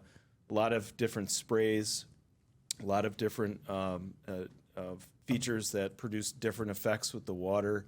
A water table that is wheelchair accessible, that has a water source in many different ways to manipulate and watch the water flow. A lot of the elements here have a translucent, high-density plastic. You see the yellow on those leaf-like features. That's going to be a translucent colored panel that when light goes through, light will create color on the surface, the concrete surface. Same with the orange flower features, some of the what look like bamboo features in the back. Those have green panels. And then as the water goes over those, it really creates a really nice color effect. So if we scroll through, there's a few more views of those features. Here's the large leaf sprayers. And you can see the kind of Y-shaped orange sprayer that spins. There's a lot of interaction here. You can see there's enough room for the bucket area that you can either choose to be included in that or stay away from that if that's too much water for you. So spacing was key. All of these elements are interactive and accessible. As we scroll through a little bit more, you can see where the bucket dump feature is, a couple of the larger sprayers, the more adventurous, looking into the more family-geared areas, out toward the small child and toddler area. Some of the interactions on the water table, some of the sheet sprayers that are included in their proposal, a lot of the spinner and then interactive features. Vibrant colors is what we asked for. We'll have the ability to coordinate with the playground. Final selection of color as well. I believe there's a page on that. This shows what they provided for the different play zones within the splash pad, the different play opportunities. There's 2 controllers on either side of the splash pad that allow for kids to start the water feature, start the sequencing.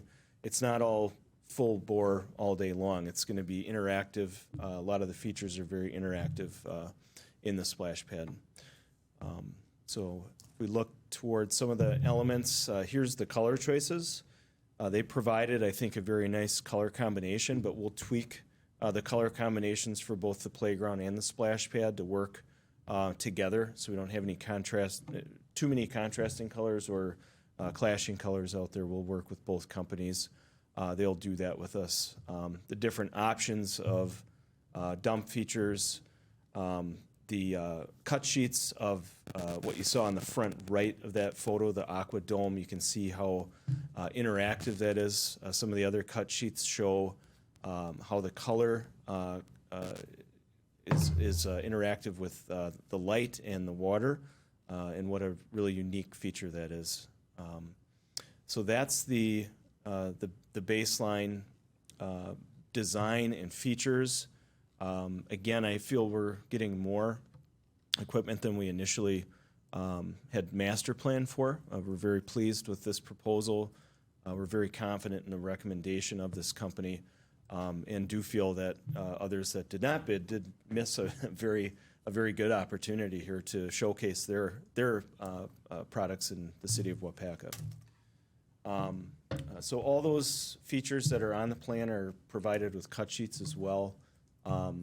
Feel free to look through that and ask any questions after we go through the playground as well.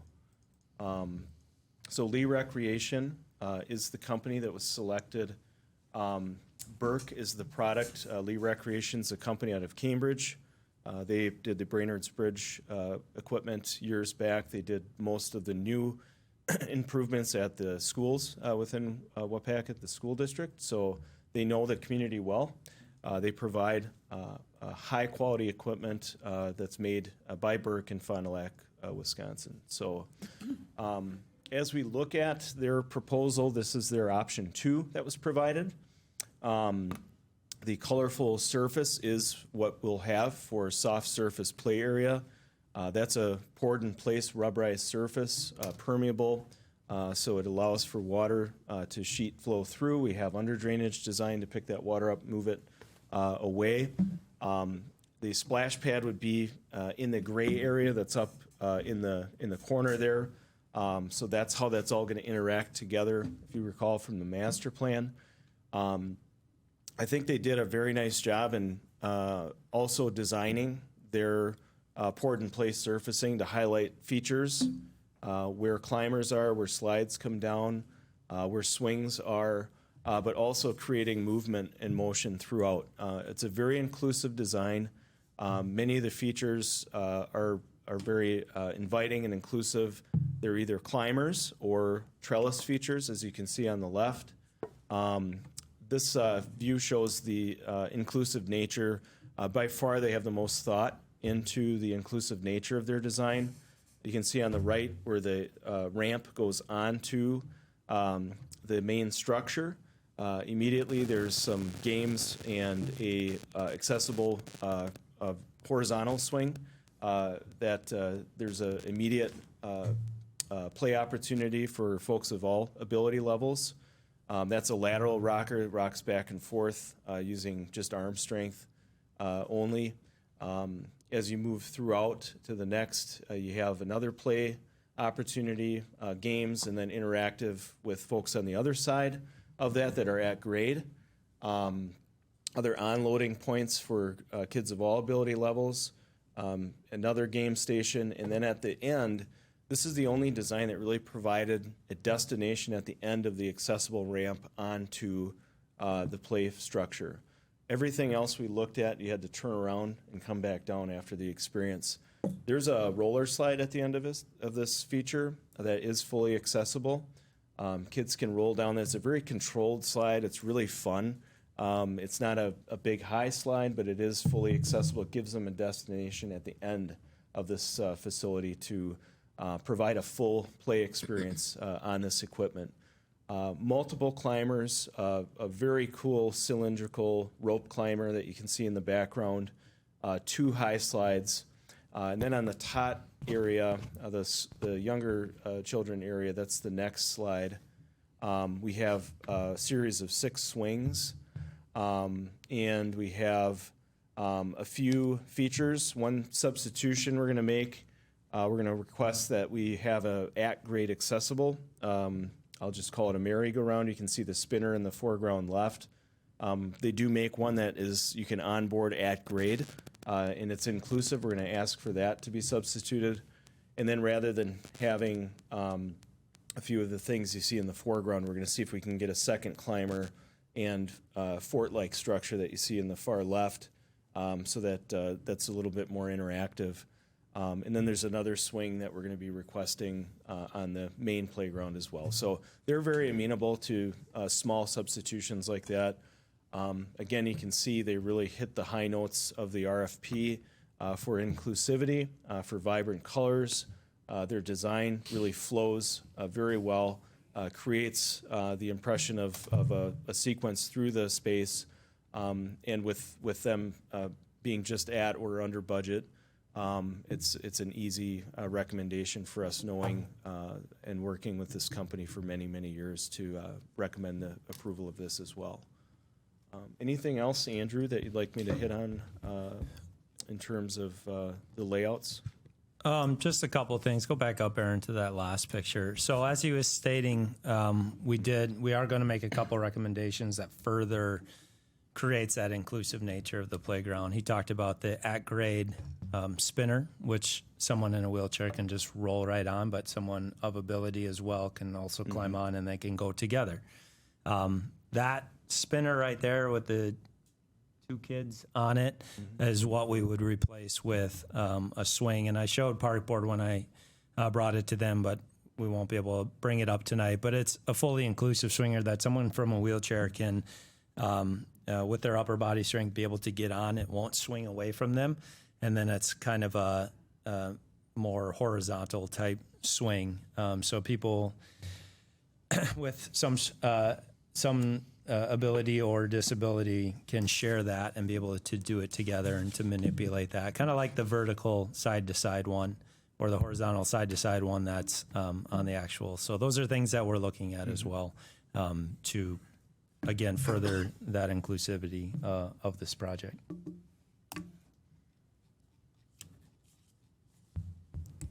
All right. Andrew, so you're recommending? Yeah, so, great, just went off the wrong page. Well, is there any other questions for John before we move on to the recommendations? Yeah, hold on, I saw Dimitri first here, so, yeah. I was just wondering what the life expectancy is on each of these. Yeah, and as Andrew mentioned, this is kind of a 20-plus year investment. The warranties themselves vary between vendors, but they're very high-year warranties, especially the Burke product, the playground product. I don't have the numbers fresh in my mind, but we're looking at a long-term investment here of 20-plus years for both of these elements. Okay. But thanks. we do have all the data here with all the warranty information, and they're the two companies with the most comprehensive warranties as well. So very long-lasting, high-quality products. Mary, go ahead. Okay, my question, I have two actually. So is the surface of the splash pad also the poured rubber? No, that's actually just a concrete surface. That's going to be brushed for a non-slip surface. Okay. And reason being is that we need to convey that water. The poured in place is cushioning for any higher falls or fall zones that will have a thickness based on the height of the fall. These elements are all utilized at grade, and then having the non-slip and the water conveyance is the biggest components that we look for there. Okay. My second question is about insurance, the city's insurance. Will this project impact our insurance bill kind of thing? I mean, will we have to? So I'll let Kathy step in, but there is some state immunity as well for recreation type facilities, but she can speak on that a little bit. The city does have recreational immunity on places like this, that people are at their own risk. The only thing that we would have would be if there was any type of fault that we did not maintain the equipment. Okay. Similar to people playing ball at Swan Park or whatever the case might be. Right, and just because we update a facility doesn't make our insurance go up. Okay. Colin, go ahead. Mr. Kinnear, when you talked about the water park area, you had said that the devices could be shut off. Is that to say that if no one's there, there's no water flowing at all? Correct. Yeah. So they're on a timer. It's an activation and a timer. Those are set to run with a program. Those are people activated by a touch activator. There's two of those to activate those. Are there certain hours of use that you can program in within that?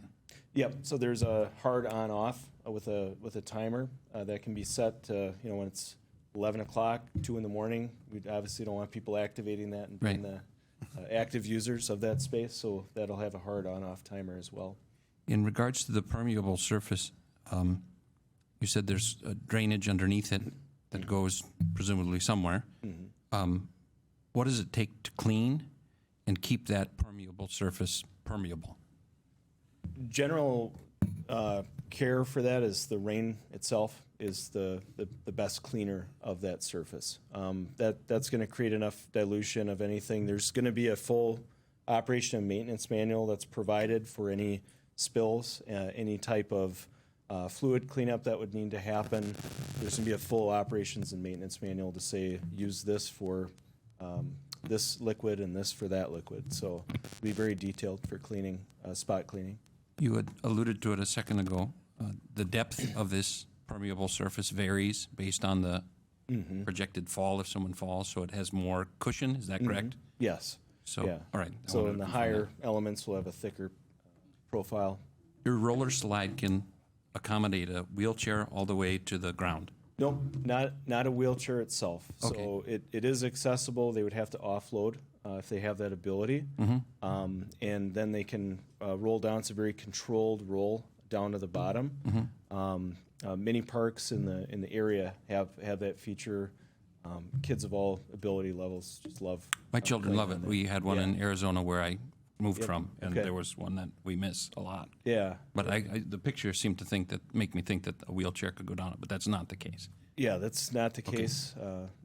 Not by the Thank you. contractor. Yep. Thank you. Dave, you had a question. Just two comments or questions, John. Sure. Any kind of footwear that needs to be worn, can't be worn from place to place? No, And secondly, comment on the lighting, what the lighting plans are. Yeah, so two good questions. There's no footwear requirements. Whatever any kid would wear to the playground, they can wear here.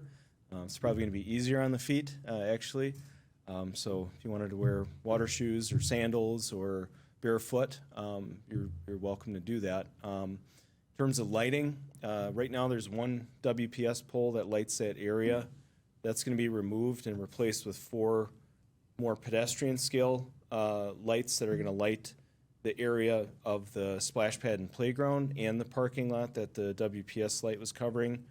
The building is going to have also wall lighting as well, so that we will have lighting on either side of the building where the 2 restrooms and the mechanical room are going to be just adjacent to the shelter.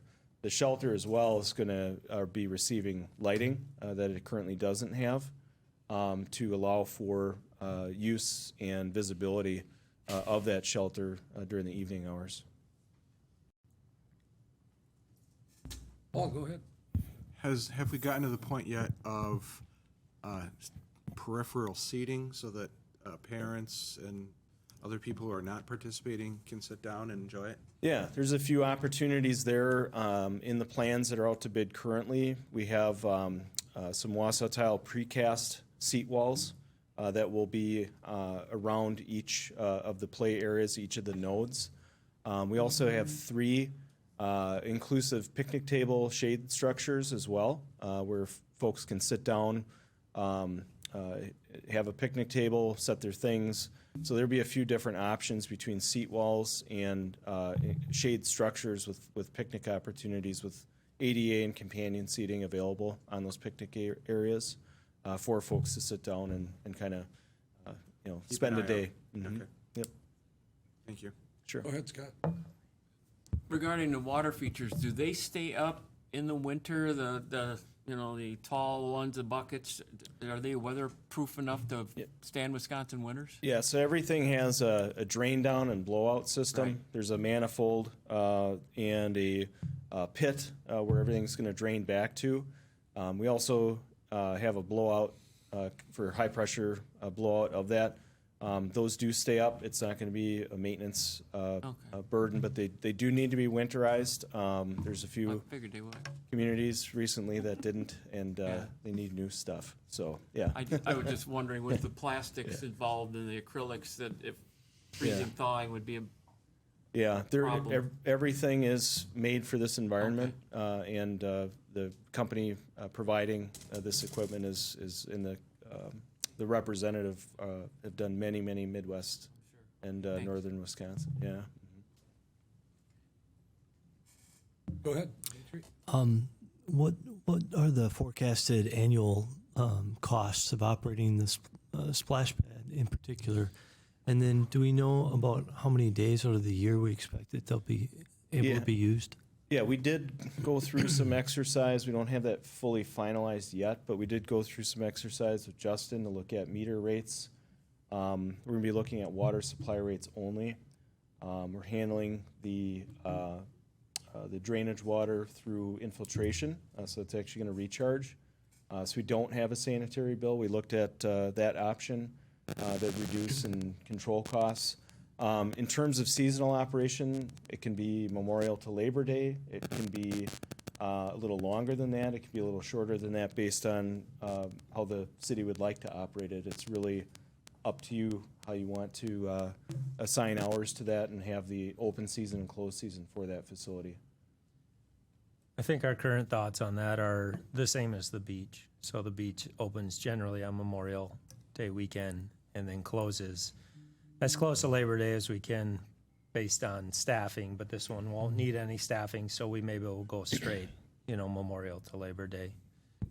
But there will be some weather dependency as well. I remember a few times of getting lots of snow in April and May, and so that just depends on that as well. Yeah, if you had to ballpark those costs, could per year? Remember. What did we? I can't remember what we came up with. We talking 10 grand, 5 grand, 20 grand? Wasn't that much. I think it wouldn't be fair, Dimitri. Why don't- Yeah. We'll get you that information. I don't have it fresh in my mind, and we did go through that exercise with staff to price that out. So, again, we've looked to mitigate as much annual operational costs as possible for the play value that's being provided. So, we can provide that once we nail that down with city staff. We can get those numbers circulated back through. Okay. Anybody else? Any other questions? Go ahead, Ann. I was just going to be ready to move on to the next part of it. You go. Okay. So as you can see, as far as budgetary numbers that Aaron has up on there, all the playground options were very similar and very close. You can see that Lee Recreation was not the cheapest, but not the most expensive as well. The least expensive was, in both John and my minds, a very poor representation of what we were looking for. So we wouldn't be comfortable with those ones. So we are comfortable with Lee Recreation. We are comfortable with Commercial Recreation Specialists. They both came in under or near budget. And so I also took this, and John did present this to Park Board on June 2nd as well.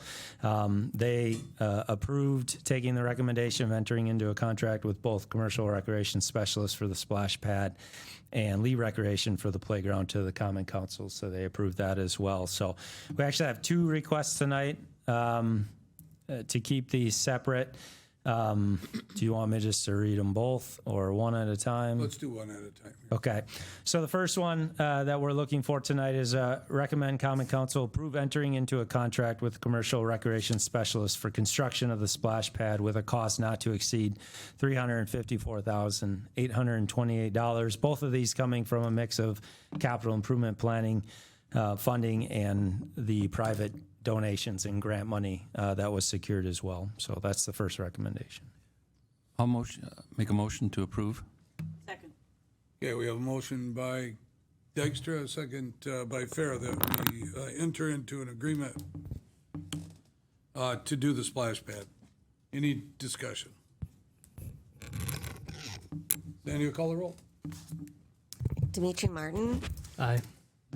Scott Perchatsky, Aye. Paul Mayo, Aye. Mary Fair, Aye. Lori Chestnut, Aye. Colin Dykstra, Aye. Paul Hagan, Aye. Eric Olson, Aye. and Dave Peterson. Aye. 9 ayes, motion carried. Okay, the second one is just recommend Common Council approve entering into a contract with Lee Recreation for construction of the playground with a cost not to exceed $349,500, again from the same funding. A motion to approve entering into that contract. Second. Motion by Dykstra, second by Chestnut, right? To approve entering into a contract with Lee Recreation for the Swan Park Playground, not to exceed $349,500. Any further discussion? Sandy, will call the roll? Paul Mayo, Aye. Paul Hagan, Aye. Colin Dykstra, Aye. Mary Fair, Aye. Lori Chestnut, Aye. Eric Olson, Aye. Scott Perchatsky, Aye. Dave Peterson, Aye. and Dimitri Martin. Aye.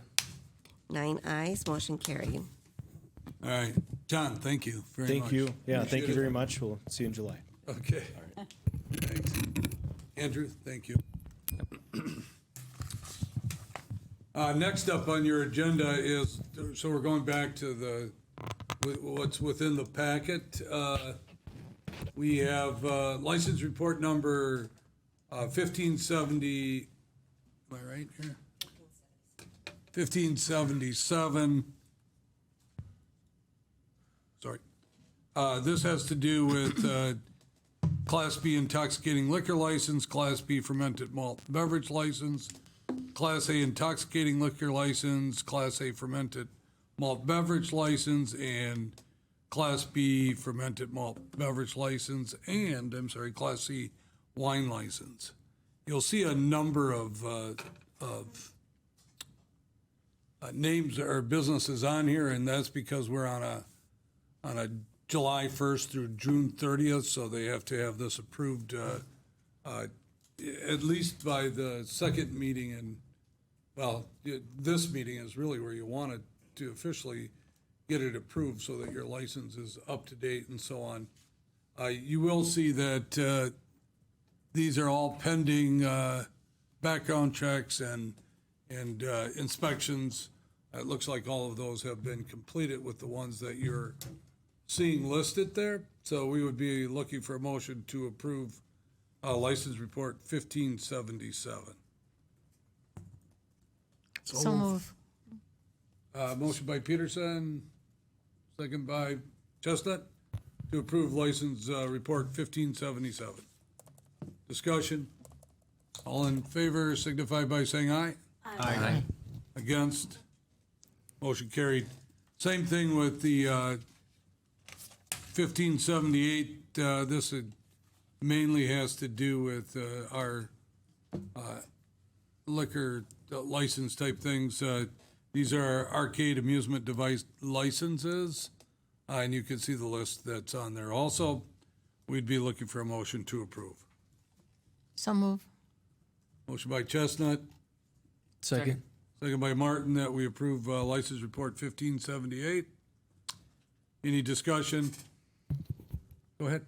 I say this every year. I don't think that we should be licensing gambling machines in the city of Waupaca, and that these are by and large unregulated machines as far as the amount of money they give back. They can cause difficulties for people. So I plan on voting against it, as I do every year. Okay. Any other comments? All in favor signify by saying aye. Aye. Against, say no. Me? No. No. Okay, so we have 6 ayes, 3 noes. Mayor, I would One request a absent. a roll call vote, please. Okay.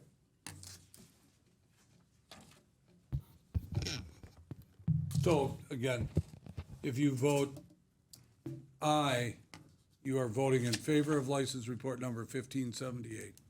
If you vote no, of course, then you are voting against it. Okay, Lori Chestnut. Lori Chestnut. Aye. Paul Hagan. No. Colin Dykstra. Aye. Dave Peterson. Aye. Paul Mayo. Aye. Paul Hagan. Dimitri Martin. No. Scott Perchatsky. Aye. Mary Fair. Aye. And Eric Olson. No. 6 ayes, 3 noes. Motion carried. Good.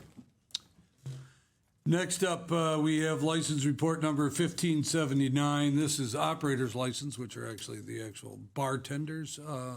And again, theirs are all on that July 1st through June 30th, and they have to do background checks and make sure that they don't owe anything to the city before they can officially get those licenses. So you can see the long list that's on there.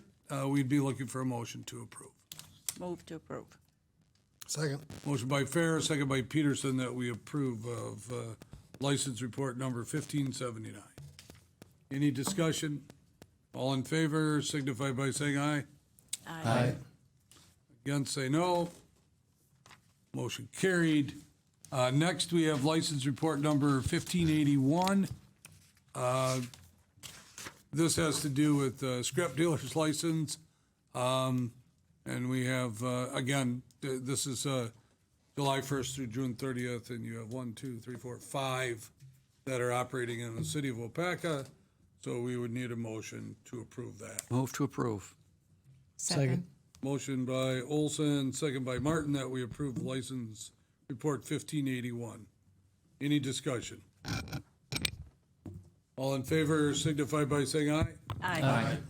Against, say no. Motion carried.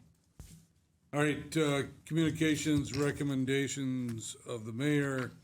I know Aaron is going to send out an email to you, but we decided, or we talked about today, doing a tour. Remember last year we did a public works tour as well as a IT tour last year, right about this same time. Yeah, bring your umbrellas. Yeah.